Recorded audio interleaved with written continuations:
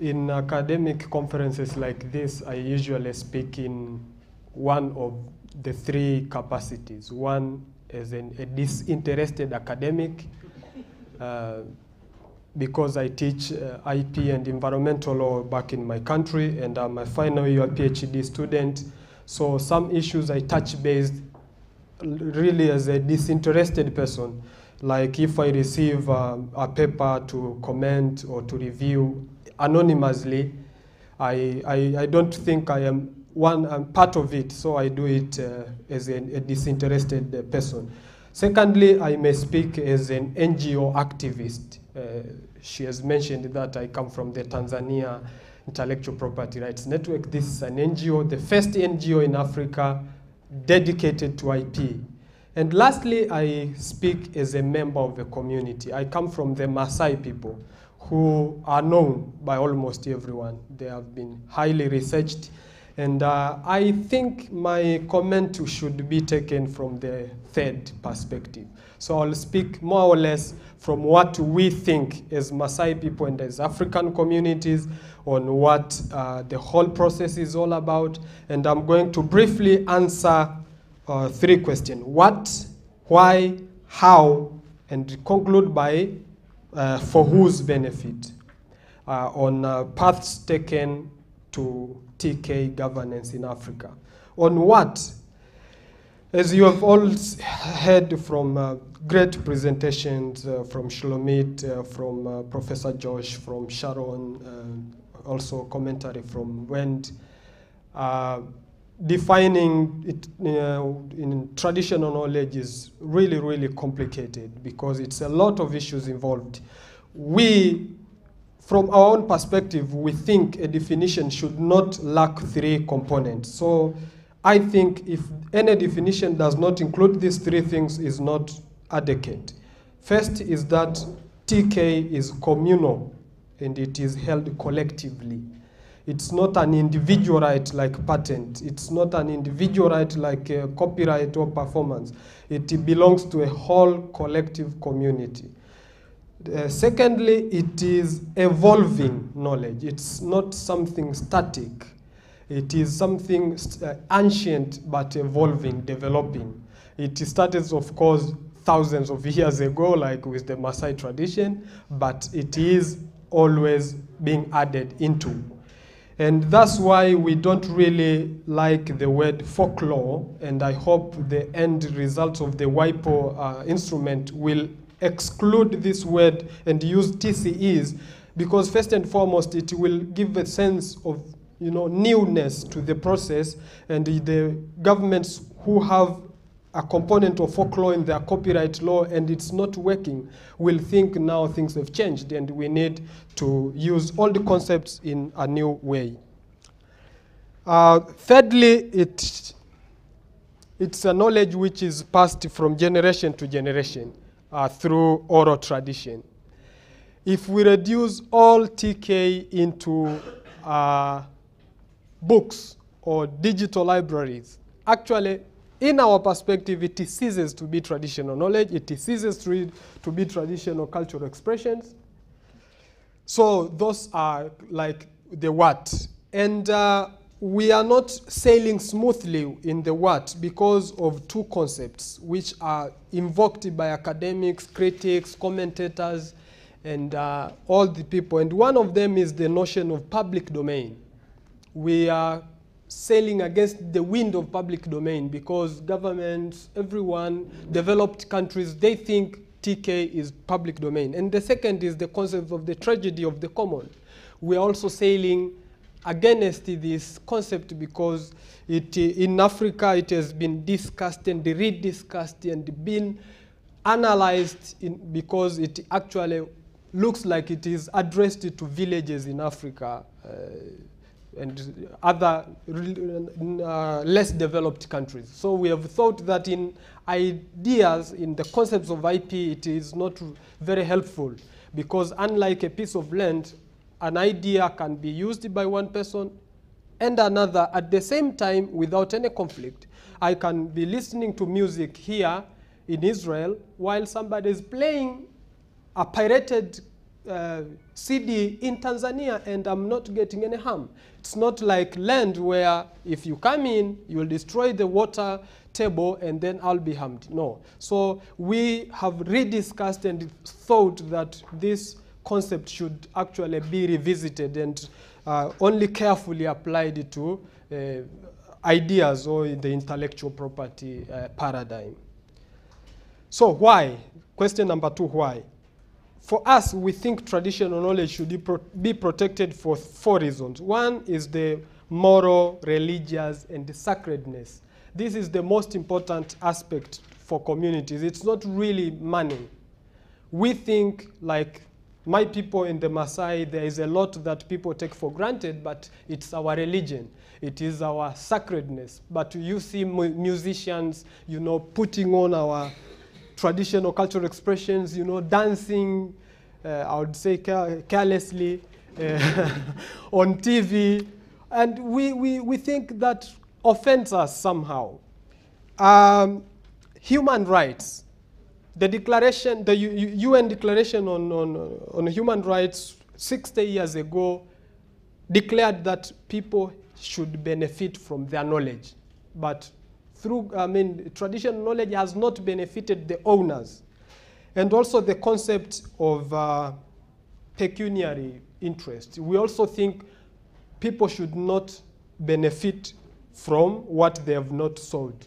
Unjust enrichment and all the unfair competition concepts. We think if you find our knowledge useful in making a drug out of our genetic resources, you should pay us, because actually you should not misappropriate something that you have not sown.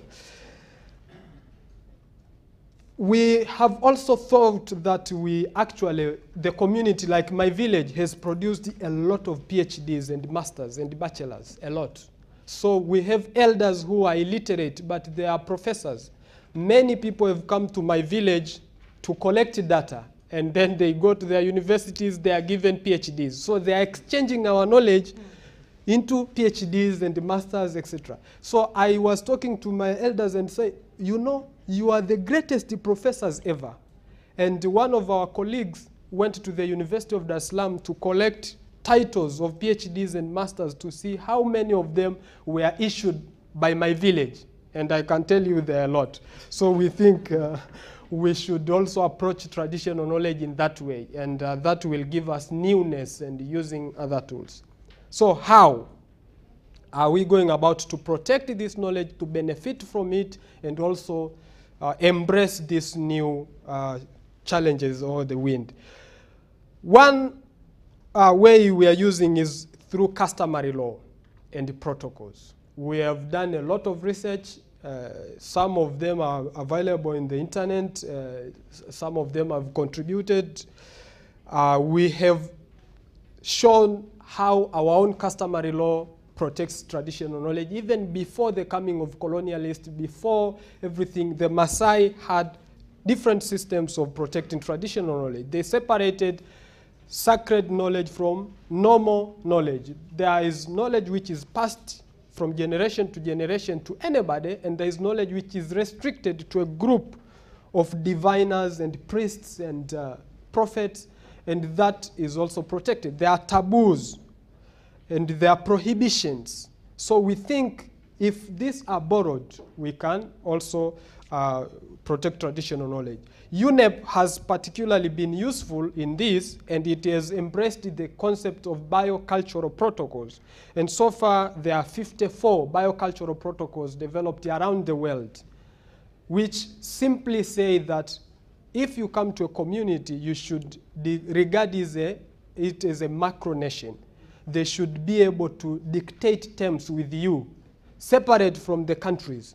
So this way, customary law has been put in place, and I think, in my own perspective, it's working very, very well. And it shows respect to the owners of traditional knowledge. Secondly, we are using national and regional instruments.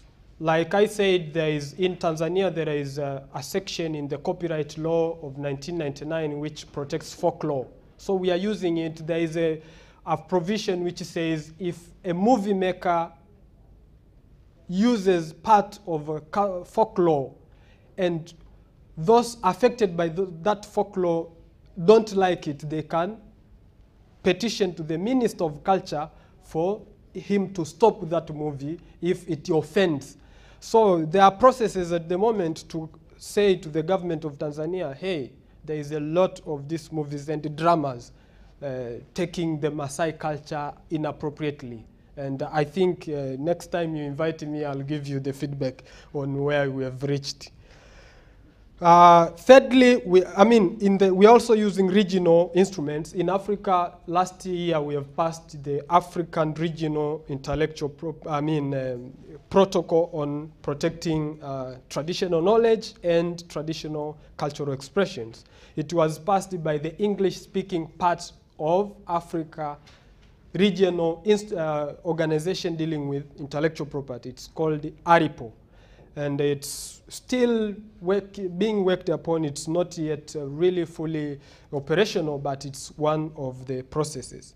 We are also making use of the UN or multilateral agreements and systems. For example, and at this moment I should acknowledge the presence of one of my mentors. If I say anything good, actually you should consider thinking of him. But if anything is wrong, I bear all the responsibility.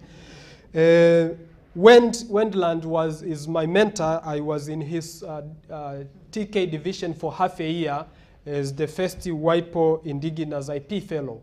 And from that mechanism, I've been able to advise a number of NGOs and communities in East Africa on the issues of TK and IP and genetic resources, etc. So we are using that one aspect.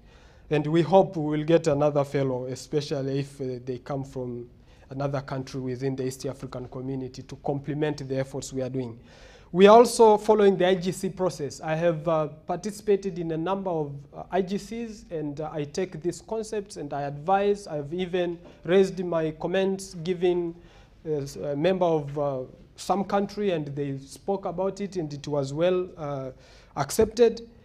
And we are also attending workshops, symposia, etc., by WIPO, by CBD, by UNEP, by UNESCO, to kind of send our message.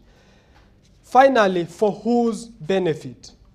Like I said, we can do all these things and end up making publications, creating jobs, enhancing bureaucracies with governments. They will have a brand new department for TK and TCEs.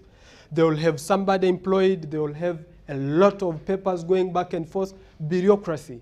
We will have professors supervising TK, TCE students, many publications going out to books, of course, and job creations and consultancies. But I don't think that should be the goal. In the morning, I was really inspired by the speaker who left to the parliament. God bless him where he is.